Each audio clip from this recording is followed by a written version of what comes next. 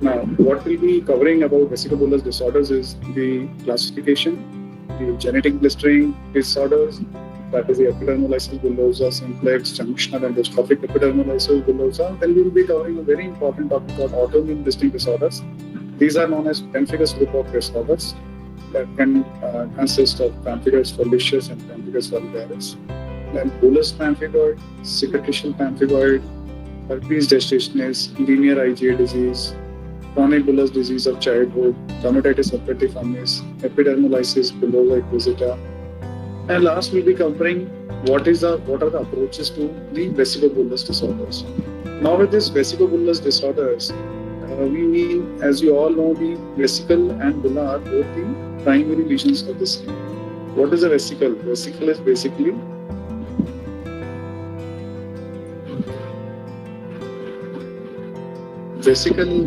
a primary disorder, that is accumulation. This is fluid which is collected less than 0.5 centimeter in diameter.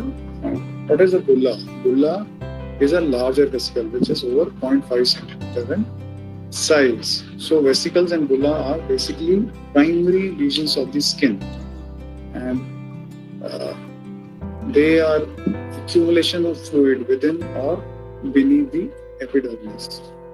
Now, vesicobullous would be due to many other reasons. We would be covering about the primary events. That means the primary event is blistering in the form of vesicle or bulla, and vesicobullous can be formed in many other conditions, secondary conditions like viral infections that are commonly heard about of chickenpox, herpes zoster, or secondary due to burns, due to friction, trauma. These all can lead to bullous lesion, vesicobullous lesion, but these are secondary lesions. Primary lesions are in autoimmune disorders or genetic disorders, which we'll be covering today.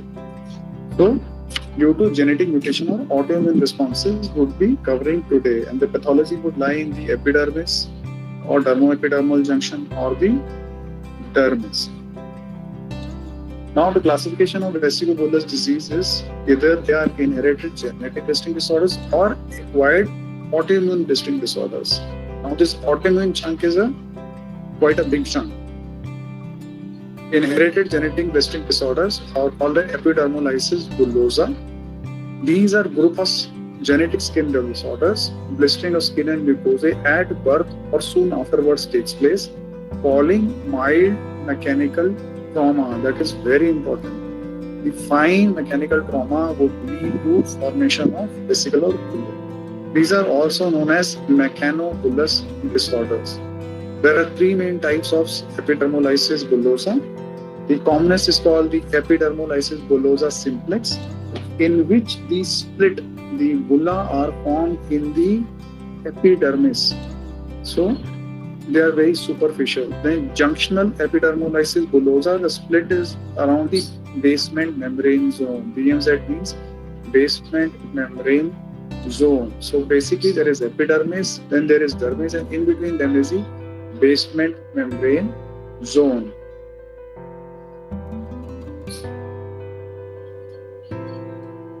Okay, and third is the dystrophic epidermolysis bullosa. The split is below the subepidermal level. So it is in the dermal level, uppermost dermis part of level, or the subepidermal level.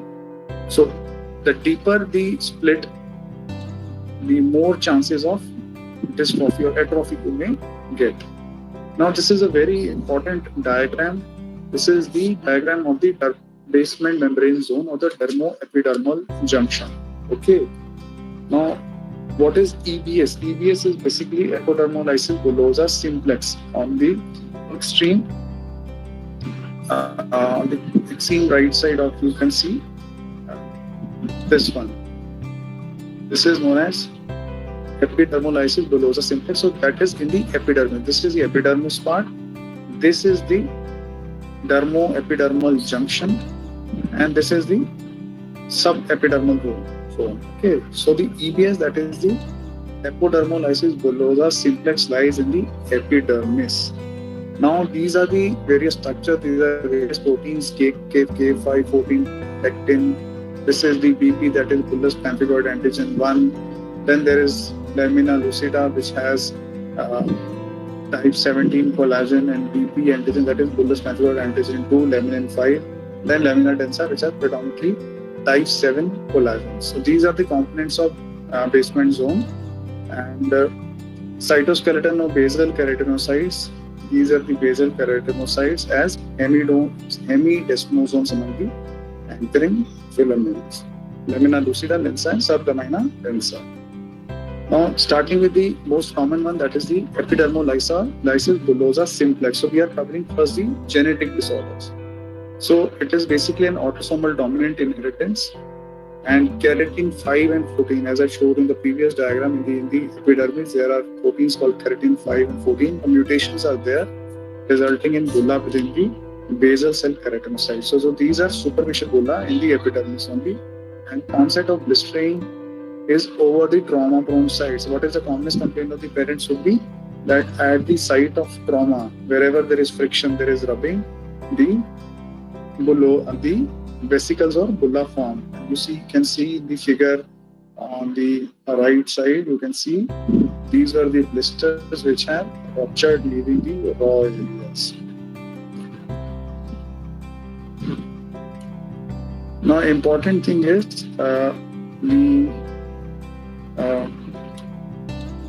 these are the raw areas. Important thing is that these heal without scarring. So the bulla which is in the epidermis will heal without scarring. Now, the hair, mucosa, and nails, they are always spared in epidermolysis bullosa simplex. Okay.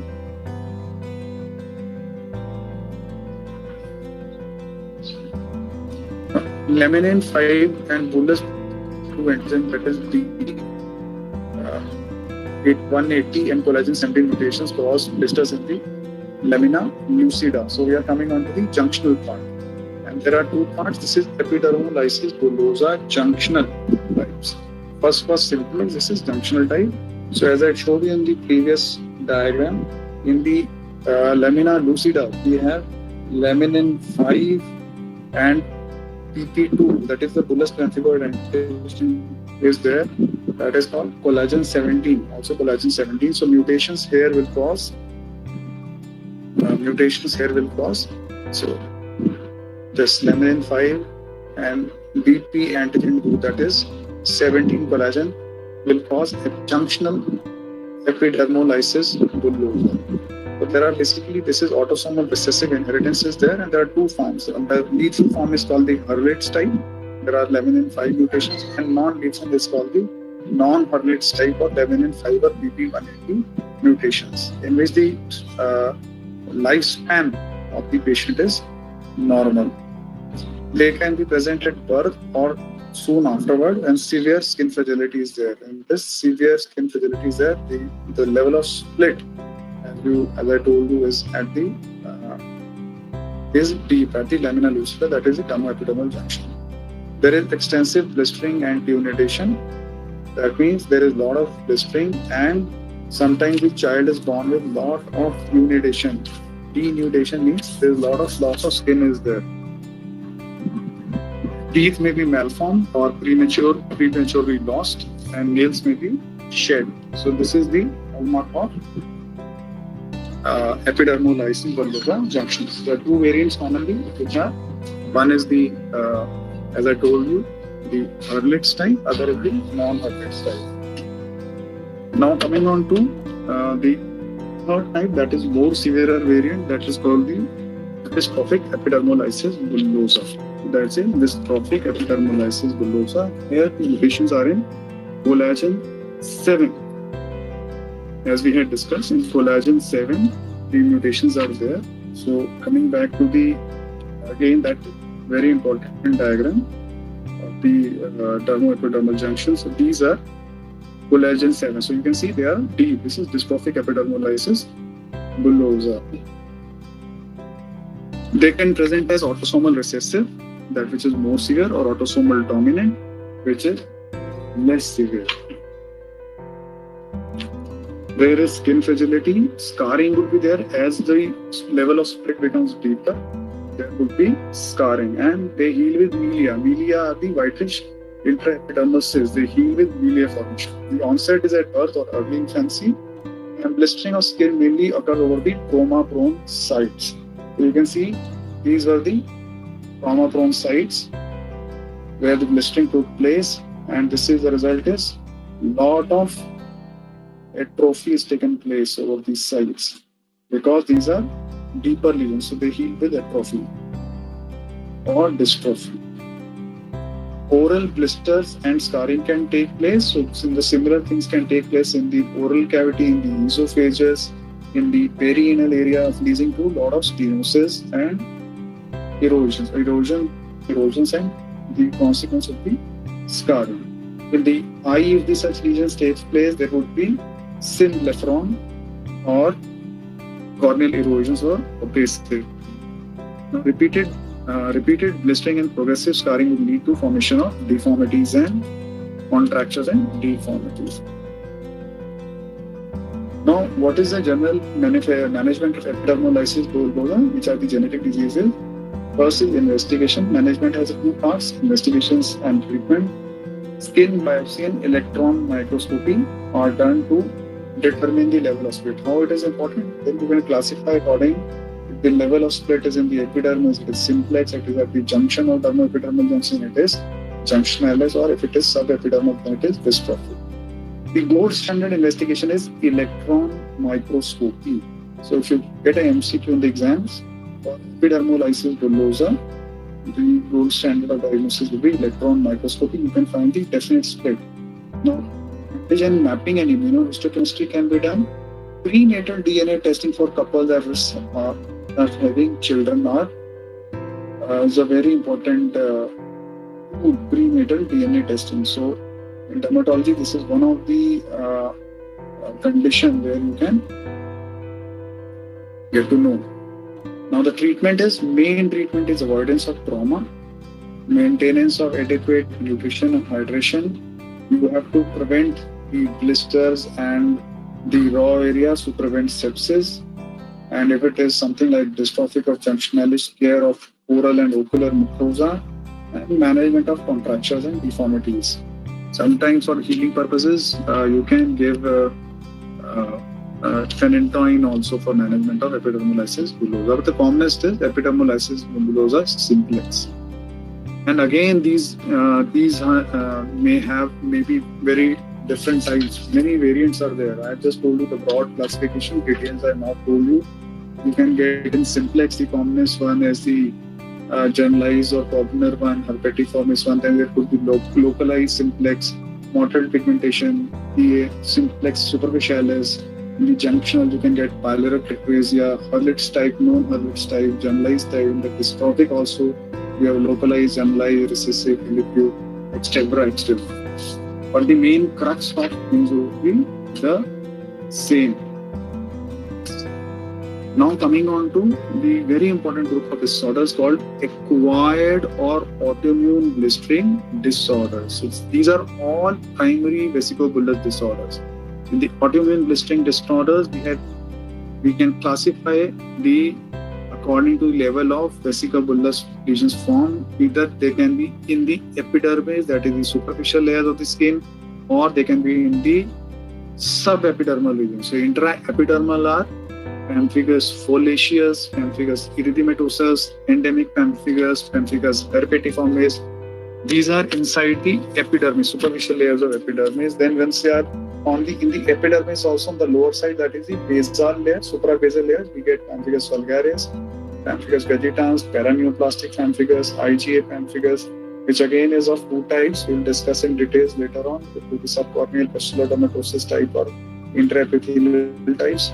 Then subepidermal, the level of split is below the epidermis, below the dermoepidermal junction, that is bullous pemphigoid, very common, one of the most commonest ones. Then cicatricial pemphigoid, very rare. Pemphigoid gestationis means in the pregnancy. Linear IgA disease or chronic bullous disease of childhood. Dermatitis herpetiformis and epidermolysis bullosa equisita. Now epidermolysis bullosa equisita is not similar as epidermolysis bullosa simplex. These are genetics one. These are in adults you can get. We'll discuss in details. Now coming on to the pemphigus group of disorders, which are basically intraepidermal. It is derived, the pemphigus is derived from the word called pemphix, which means blister or bubble. And pemphigus are a group of autoimmune blistering diseases of skin and mucous membranes. So you can get involvement of skin as well as oral mucosa, genital mucosa, nasal mucosa, or the eye also in pemphigus. So what do you get once you do a skin biopsy? In histology, you get intraepidermal blister. So pemphigus, the intraepidermal blister means the level of bulla or the split are inside the epidermis, and there is loss of cell-to-cell adhesions and suppression of keratinocytes. These special cells are known as acantholytic cells. You know what happens is the keratinocytes are attached to each other by desmosomes. And within this pemphigus, which is autoimmune disorder, the antibodies target these desmosomes and these cells are separated. So these form the rounded cells, which are known as acantholytic cell, rounded cells with the nucleus, which is a big nucleus with a nucleolus. These are known as acantholytic cells. Now, in immunopathology, basically, as I told you, you get in vivo bound and circulating IgG onto antibodies, autoantibodies mainly in pemphigus. Sometimes in IgA pemphigus, you get IgA antibodies also, which are directed against the epidermal cadherins. These are calcium-dependent cell-to-cell adhesion molecules found on the surface of keratinocytes. So cadherin, desmosomes and all, they are broken up.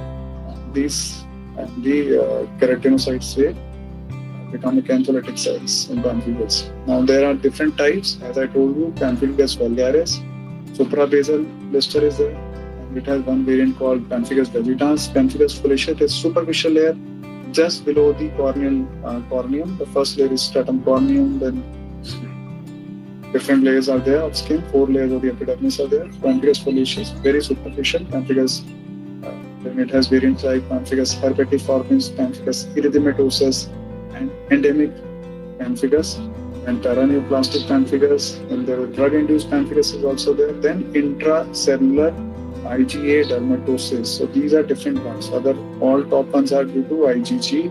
This is due to IgA. It has 2 variants: IgA pemphigus foliaceus and subcorneal pustular dermatosis.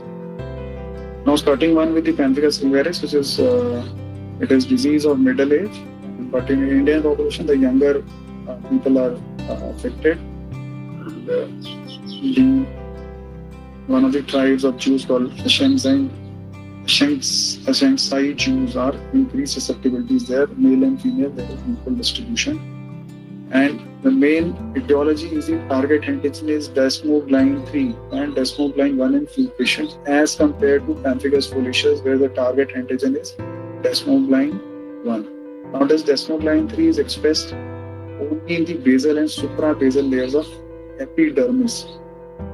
Peptide is found in the basal and suprabasal layers of the epidermis. So this level of split in the pemphigus vulgaris is suprabasal. Desmoglein 1 is found throughout the epidermis, particularly in the upper layers. So in pemphigus foliaceus, mainly the desmoglein 1 is there, and in the mucosa, oral mucosa, genital mucosa, nasal mucosa, desmoglein 3 is strongly expressed, but desmoglein 1 is weakly expressed. So in pemphigus vulgaris group of disorders, you get the mucosal involvement, as it is mainly targeting desmoglein 3, while in pemphigus foliaceus, you don't get the involvement of the mucosa, as only desmoglein 1 is expressed.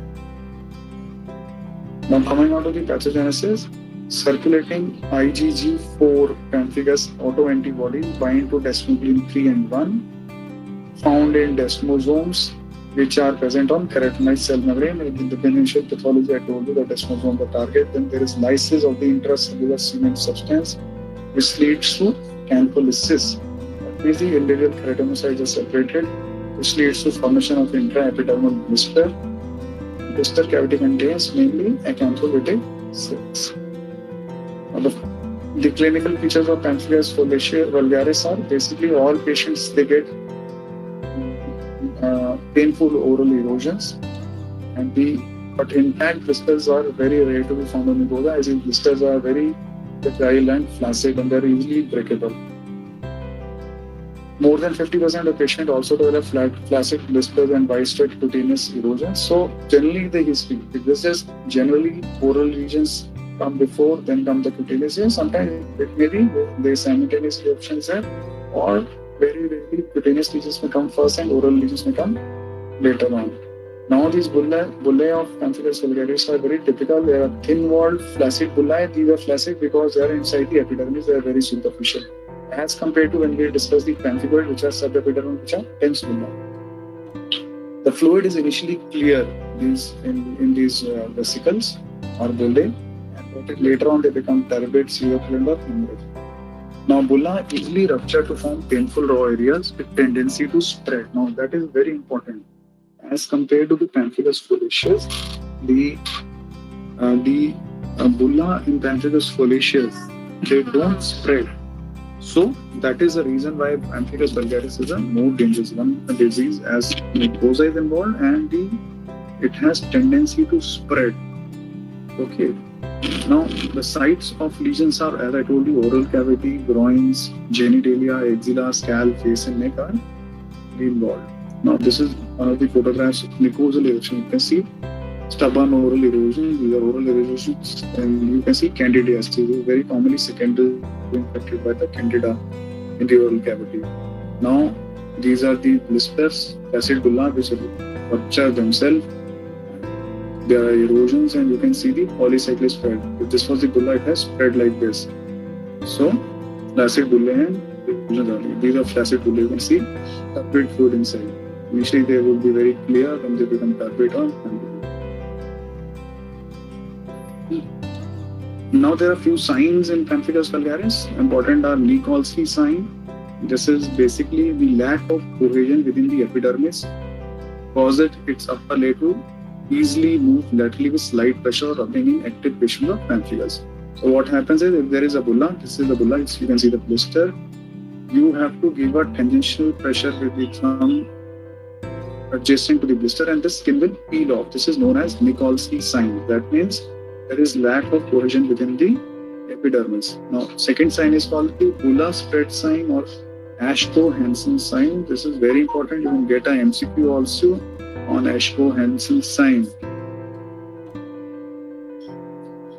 This is basically done in the center of the bulla. You press with the, you just give a press and you mark the bulla before pressing it. So this bulla is marked with the pen. You can see the boundaries, and it spreads beyond the marked lesion. So that means the lesions are active. The pemphigus is active. The gentle pressure on entire bulla forces the fluid to spread under the skin away from the site of pressure due to lack of cohesion of keratinocytes. So that means the antibodies are active. They are acting on the desmosome and causing the lysis of the keratinocyte and separating them.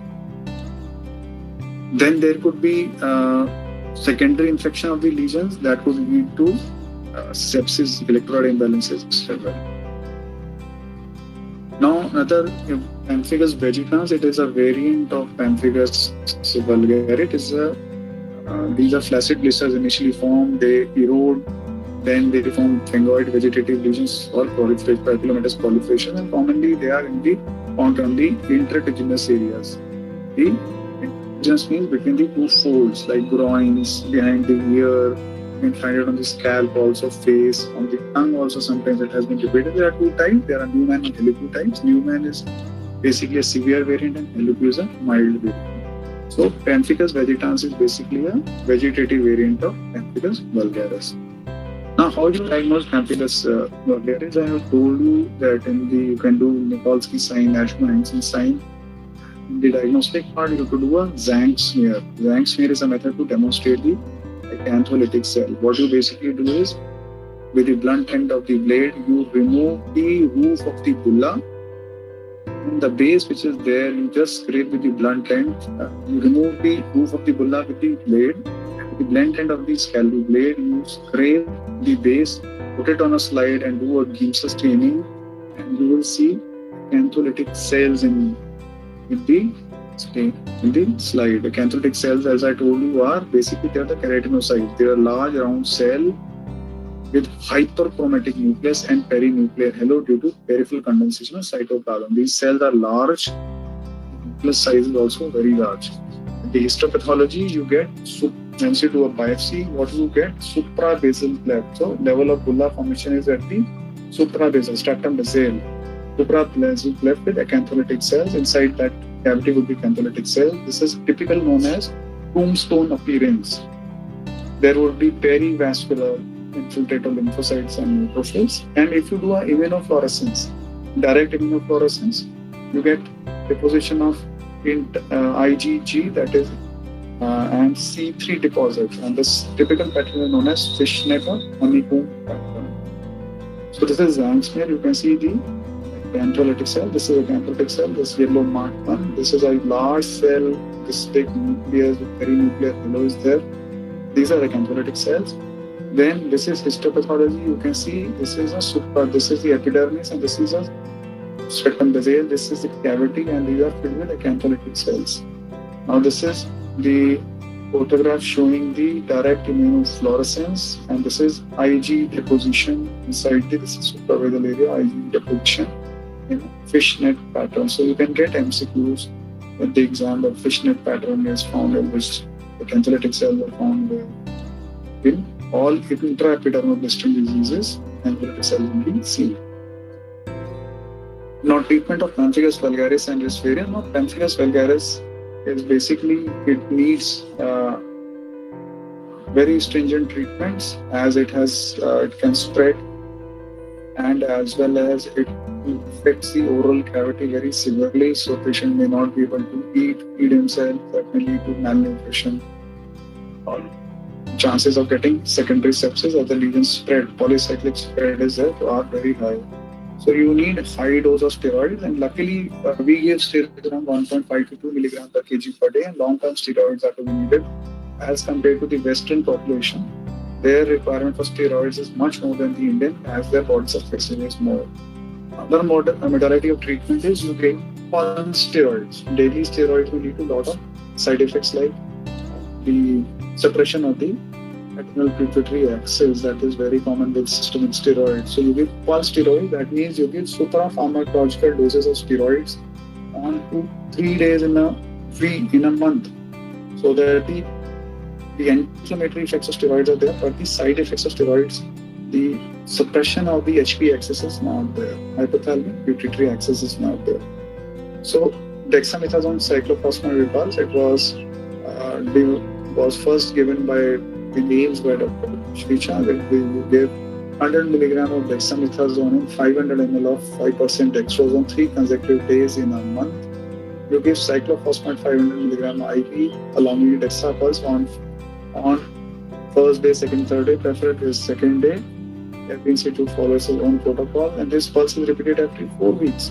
And this is given till the new lesions stop coming and old lesions are healed, and it is continued 9 months beyond that also. Then you can give cyclophosphamide 550 milligram OD for another year. Then follow period is there. And methylprednisolone pulse can also be given, that is 1 gram for 3 days in a month, consecutively 3 days. Then other treatment modalities are anti-metabolites like immunosuppressants like azathioprine and cyclophosphamide are very commonly used in treatment of pemphigus vulgaris. Generally, the protocol is you start the steroids with the steroid-sparing agents, which are the immunosuppressants like azathioprine or cyclophosphamide. Azathioprine these days preferred. And once the control or disease takes place, you continue with the azathioprine and stop the steroids.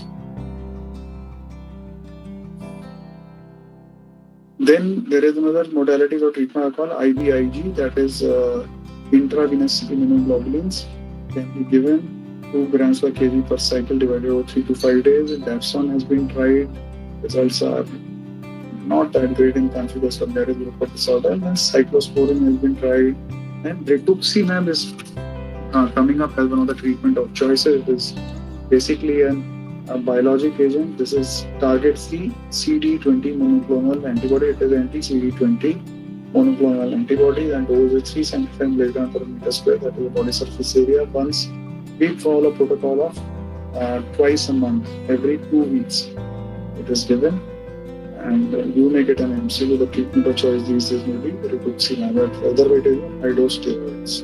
Other treatment modalities tries are plasmapheresis. Now coming on to the pemphigus foliaceus, which is a very milder variant as compared to the pemphigus vulgaris. It is less severe than in pemphigus vulgaris and not severely ill. Basically, lesions are in the seborrheic distribution, that is the face, scalp, upper trunk, and scaly crusted cutaneous lesion will be found. As the vesicle is very superficial, just below the stratum corneum, they are rarely found. You generally find the crusted lesions. There is no mucosal improvement. As I told you, the desmoid line 1 is not found inside the oral mucosa, so the oral mucosa is not involved.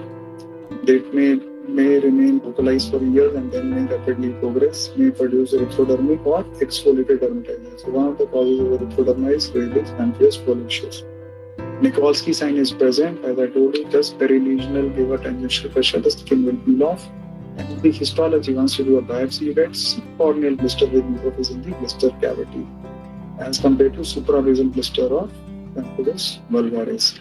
Direct immunofluorescence, you get intracellular deposition of IG4 in desmoglein 1. So this is a photograph of a patient showing crusted lesions in the classical seborrheic disorder. This is chest, and these are crusted erosions are present. And this you can see the blister. This is just the stratum corneum. Just below that it is subcorneal blistering. And one of the variants of pemphigus foliaceus is pemphigus erythematosus, also known as senior Usher syndrome. It's a localized variant of pemphigus foliaceus. Typically, scaly and crusted lesions are found in the other seborrheic distributed areas. Oral mucosa are rarely involved. It is not involved in the pemphigus foliaceus. And you can find the immunological features of lupus erythematosus, also lupus erythematosus, these type of lesions. So IgG and C3 deposition on cell surfaces of keratinocyte, which is a hallmark of pemphigus foliaceus, and granular IgG and C3 on basement membrane zone in addition to circulating ANA. So pemphigus erythematosus, combination of pemphigus foliaceus with lupus erythematosus. It may be associated with myasthenia gravis or thymomas. Now coming on to pemphigus herpetiformis. It is again a rare atypical variant of pemphigus, and it resembles dermatitis herpetiformis, which will be assessing later. You get herpetiformis is group cluster of lesions. So white cell clusters of pruritic papules and vesicles develop on an erythematous background. And most patients with herpetiform pemphigus have clinical variant of pemphigus foliaceus, and the remainder may have a variant of pemphigus vulgaris. You basically find in the biopsy eosinophilic spongiosis and subcorneal pustules without acanthosis histologically. IgG autoantibodies are directed against the cell surface of keratinocytes, and this target antigens are desmoglein 1 as in pemphigus foliaceus in most of the cases, but rarely desmoglein 3 may also be targeted. Another variant of pemphigus foliaceus is known as Fogo-Selvagem, that is endemic pemphigus. It is found in Brazil, endemic in Brazil, South American countries, mainly Brazil, common in children and young adults, and the risk factors are supposed to be the bite of the arthropod bite called black fly. Initial lesions are facet bullae, Nikolsky sign is positive, common areas involved are head and neck involved first. You get a burnt appearance and burning sensations. So reason for that, Fogo-Selvagem, that is wildfire. Portuguese for wildfire. Mucous membranes are not involved, and histologically it is identical to pemphigus foliaceus. Now treatment of pemphigus foliaceus and variants. Topical steroids or intralesional steroids. Systemic steroids are, if required, are in use in lower doses as compared to 2 mg per kg body weight of in pemphigus virus, 20 to 40 mg per kg per day. That is something around 0.5 mg will do. Azathioprine, cyclophosphamide, immunosuppressant. Hydroxychloroquine can also be used again. IV immunoglobulins and Dapsone also give good results. Dapsone is sulfone. Now, drug-induced pemphigus, certain drugs like captopril or penicillamine may be associated with formation of blistering diseases. Penicillin pemphigus foliaceus is commonly seen when more incidence of pemphigus foliaceus than pemphigus vulgaris is penicillamine. Both penicillamine and captopril contain sulfadryl groups. This is important. The sulfadryl groups that are speculated to interact with the sulfatryl groups on desmoglein 1 and 3, leading to blistering. May lead to autoimmunity production and may interfere with the adhesive function of the desmogleins. Mostly, more of the patients, this blistering disorder goes off after the offending drug is withdrawn. Now, coming on to another term called paraneoplastic pemphigus. This is pemphigus which is associated with malignancies. Malignant neoplasms like many malignant and benign neoplasms are associated. Common neoplasms are non-Hodgkin's lymphoma, chronic lymphatic leukemia, Castleman disease, malignant, and sometimes benign thymoma are also associated with paraneoplastic pemphigus. What are the earliest signs of paraneoplastic pemphigus? Is it causes intractable stomatitis. That means you may have lot of oral erosions which are stubborn to treatment. They persist and they are resistant to therapies. Then most patients may develop pseudomembranous conjunctivitis, which may produce scarring. There may be esophageal, nasopharyngeal, vaginal, liver, or penile mucosal lesions, again very stubborn, and polymorphic cutaneous lesions. There are flaccid or tense villi on the skin, and other lesions like rhythma multiforme like lesions, palms and soles may be involved. And treatment of the neoplasm is basically the treatment and usually refractory to most of the treatment. So paraneoplastic pemphigus is an important part. If there is intractable stomatitis, various other mucosa involved, and polymorphic bulla lesions are present, you can think of paraneoplastic pemphigus. Looking at two last is the IgA pemphigus, in the pemphigus group of disorders. You get in these in middle age or elderly. There are two types: the subcorneal pustular dermatitis, that means just below the stratum corneum, or the intraepidermal neutrophilic, i.e. N-types in SPD. The IgA and autoantibodies, as compared to IgG antibodies in pemphigus foliaceus, there are IgA antibodies. They attack the upper epidermal surfaces, while in IgE autoantibodies are throughout the epidermis, entire epidermis. So you get flaccid vesicles or pustules. These to form annular pattern. The classical lesions are annular. They are arranged in an annular pattern with crust in the center of the lesion. The common sites are axilla and groin. Mucous membrane involvement is very rare. Pruritus is a significant symptom. So IgA disease, pruritus is important symptoms. And you can do basically immunological evaluation to differentiate SPD from the other types of subcorneal pustular dermatosis. The treatment part is Dapsone is quite effective, otherwise immunosuppressive like azathioprine and cyclophosphamide. Now coming on to the pemphigoid group of disorders, bullous pemphigoid. Here the level of split is subepidermal, below the epidermis. This is one of the most commonest subepidermal blistering disorders. Now how it will be characterized? That the split is subepidermal, the bulla are tense. This is disease of elderly, around 60 to 80 years of people, most of the population will be manifesting bullous pemphigoid. It is a chronic disease with spontaneous exacerbations and remissions with significant morbidity.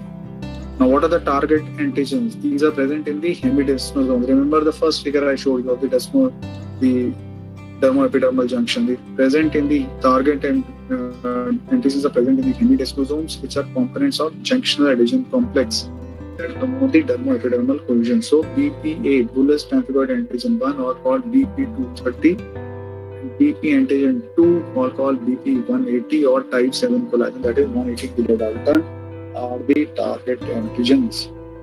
The antibodies is a deposition of IgG, IgA, IgE antibodies and complement along the basement membrane. When the pathogenesis of bullous pemphigoid, the circulating anti-BP180 and 1230 antibodies bind to the target antigens within the dermoepidermal junction. Campion pathway is activated, chemorrhea attractants are released. There is recruitment of these neutrophils. Autolytic enzymes are secreted and the basement membrane zone separates. So subepidermal blister is formed.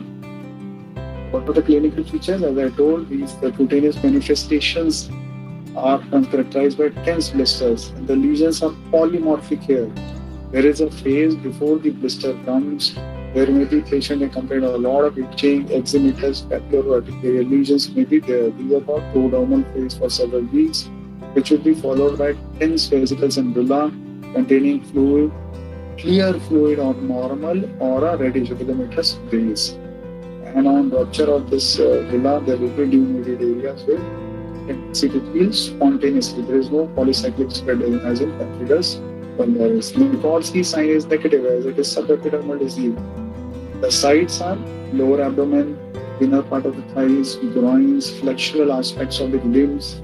Mucosal surfaces are involved, not that commonly, 10 to 30% patients. Human mucosal environment also. Now they could be associated with diabetes, ulcerative colitis, multiple sclerosis, or malignancies, bullous pemphigoid. You can see the lesions of bullous pemphigoid. You can see the tense lesions present on normal skin. These are tense bullae. Again, tense bullous lesions.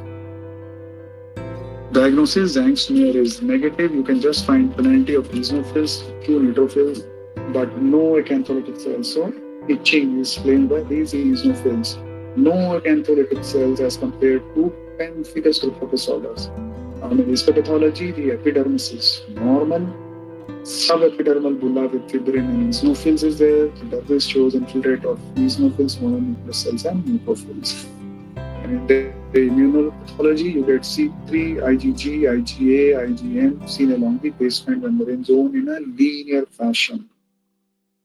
So this is bullous pemphigoid. This is the stratum basale, the lowermost layer. So subepidermal blister, you can see below the epidermis. This blister is there, and there are a lot of eosinophils present. These are all eosinophils. Now, DIF, that is the direct immunofluorescence, shows C3 deposition as a linear C3 deposition on the basement membrane zone. Treatment is steroids. You give 40 to 80 milligrams per day and taper the disease under control. The combination of tetracycline and nicotinamide is also effective. Immunosuppressants like azathioprine, cyclophosphamide, methotrexate can be given. Plasmapheresis, IV, gamma globulins are also given. Now, prognosis, Dapsone is also very effective. I just said that Dapsone is also quite effective in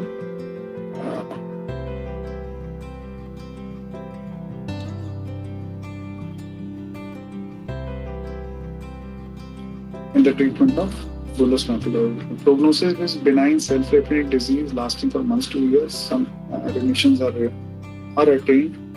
Mortality rates is less when with the advent of the steroid. And most common cause of death usually is underlying associated disease like I told you, malignancies or something like that. Another variant of pemphigoid is a cicatricial pemphigoid. You can see the scarrings. You can see the symblepharon and all setting in. A rare blistering disorder results in permanent scarring of the affected area.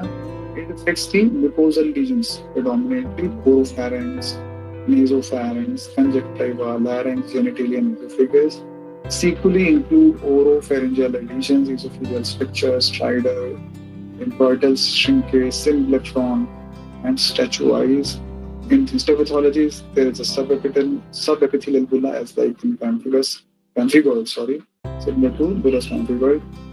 The direct immunofluorescence, you get linear C3 deposition, IgG, fibrinogen, occasionally IgM or Ng may be also present in 90% of cases. Indirect immunofluorescence, you get antibodies linear against the linear basement membrane in 20% of the cases.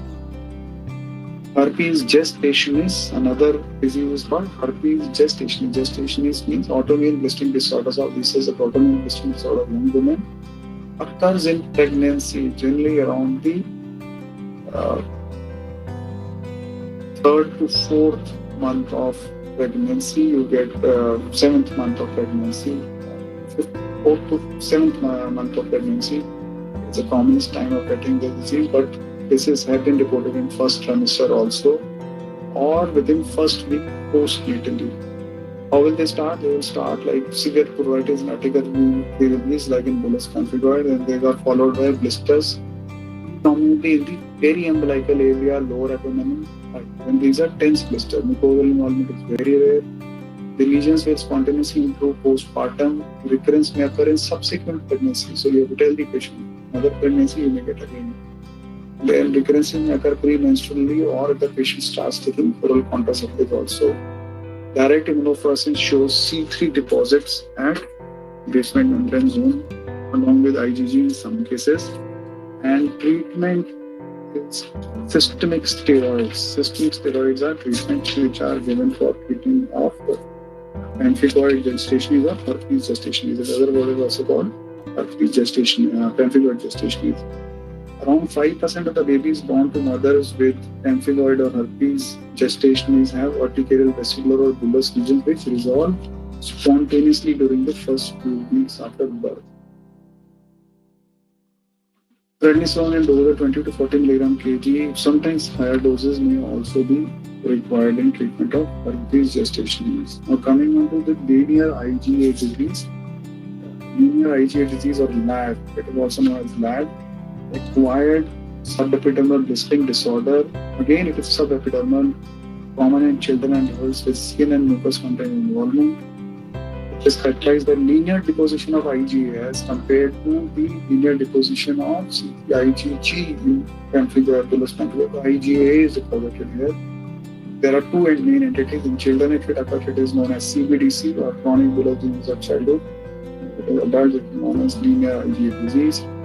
Overlap in clinical presentation of two entities, but they differ in age of presentation and few clinical signs. In children, peri-orificial and annular lesions are more common in CBDC than in adult patients. Now, this is the photograph of the child CBDC. You can see the dense blister. They are forming string of pearls. The annular pattern is coming up, and dense vesicular lesions again, bullous lesions. CBDC, autoimmune subepidermal blistering disease of children characterized by IgA basement membrane zone. So it is one of the subsets of IgA disease. Linear IgA dermatosis or LAD. It's called LAD, linear IgA dermatosis. Onset is usually around 5 years of age. Urticarial plaques and blistering at the edges. String of pearls, appearance and localization lesions around the orifices, perioral and perigenital. So you get an MCQ. String of pearls is found in what? Spontaneous remission usually occurs with the age. Direct immunofluorescence shows IgA at basement membrane zones. Treatment of choice is Dapsone. Usually you get a response within 1 to 2 days. It's 24 to 48 hours. They may be combined with steroids in refractory cases. Again, some photographs of CBDC, bulla arranged in circular fashion. These are tense bullae and these are again arranged in circular fashion or annular fashion. Coming on to dermatitis herpetiformis, DH. Again, it is an intensely pruritic, chronic, recurrent capillovascular eruption. It is very pruritic, chronic, recurrent, and you get capillaries and vesicular lesions. And mainly it is associated with gluten sensitivity enteropathy, which may be asymptomatic. You may not have signs of any gluten enteropathy underlying.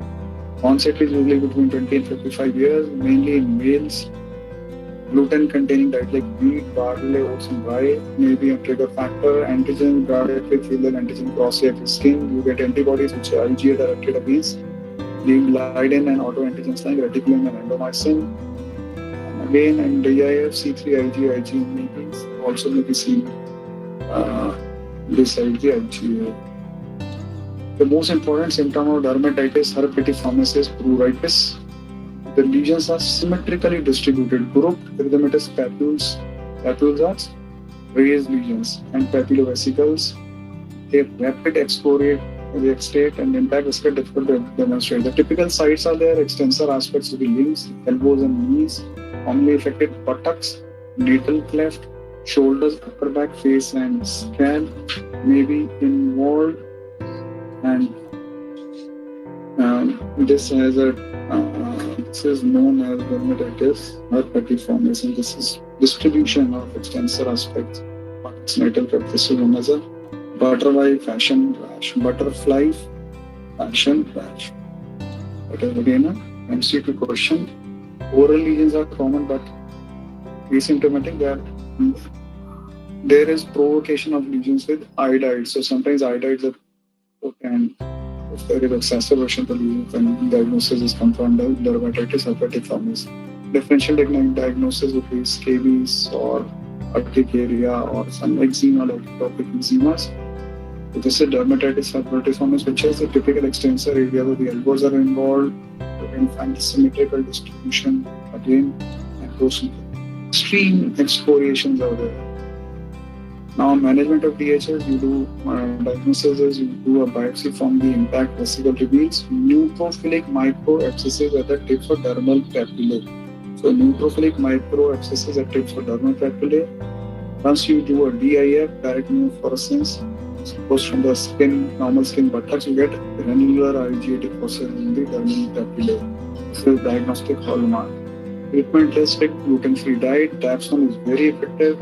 In fact, one of the diagnostic signs is if the patient responds to dapsone, it is DH. Sulfapyridine in patients who cannot tolerate dapsone, tetracycline, nicotinamide, and colchicine if all the above drugs, sulfa drugs, are content-related. Coming on to the last entity called epidermolysis bullosa equisita. It is an autoimmune disorder as compared to the genetic disorders like epidermolysis bullosa simplex, junctionaris, or dystrophy. So it is autoimmune disorder of elderly. There is trauma-induced subepidermal blistering or a clinical picture which is indistinguishable from bullous pemphigoid. There could be trauma-induced or features like bullous pemphigoid are there. Subepidermal blistering, if you do a biopsy, you will find histopathology subepidermal blistering. Tissue bound and circulating IgG antibodies to type 7 collagen, major component of the anchoring fibrils in basement nerves are there. So IgG antibodies again type 7 collagen, subepidermal blistering. The antigen antibody complex causes direct destruction of these anchoring filaments. So this is non-inflammatory type. Inflammatory types response via complement system activation. And all this leads to a subepidermal blister. Commonest found in 4 to 6 decades. More male and female are common.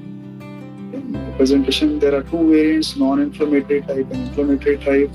Within the non-inflammatory type, you get flaccid blisters over trauma-prone sites. They heal with scarring milia and hyperpigmentation. Cicatricial alopecia and dystrophic males may be seen in non-inflammatory type. The inflammatory type, tense blister and arterial parts on erythematous base that heal without scarring something of a BP type. Sites are dorsa of hands and feet, elbows and knees. They could be associated with other autoimmune disorders like SLE, inflammatory bowel disease. In the diagnosis, you do a biopsy, you get subepidermal blister with or without neutrophilic infiltrate. Again, you can see this is epidermis, this is subepidermal blistering.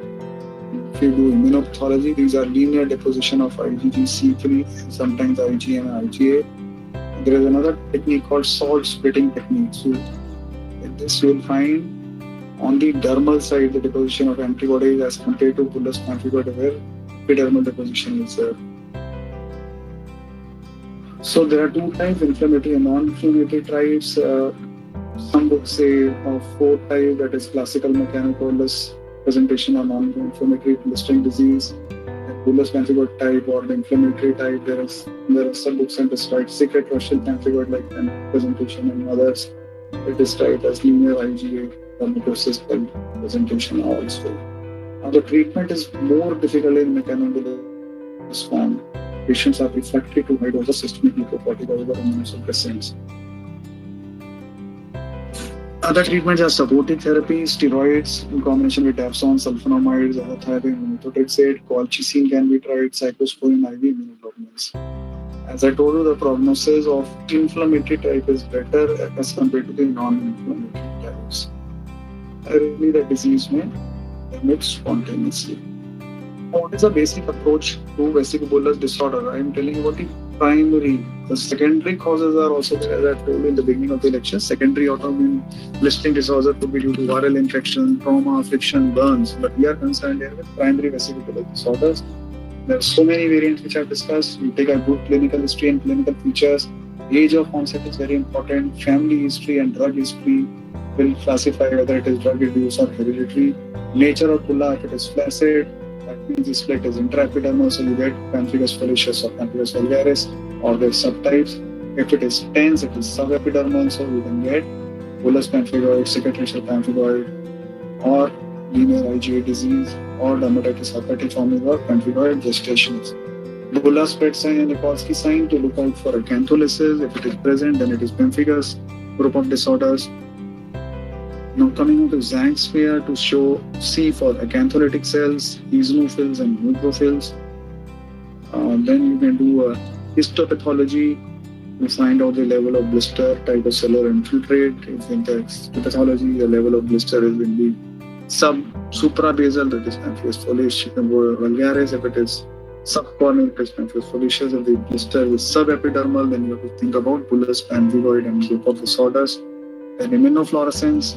These all is Nikolsky sign, bullous spread sign, Zank's smear, histopathology, immunofluorescence are done.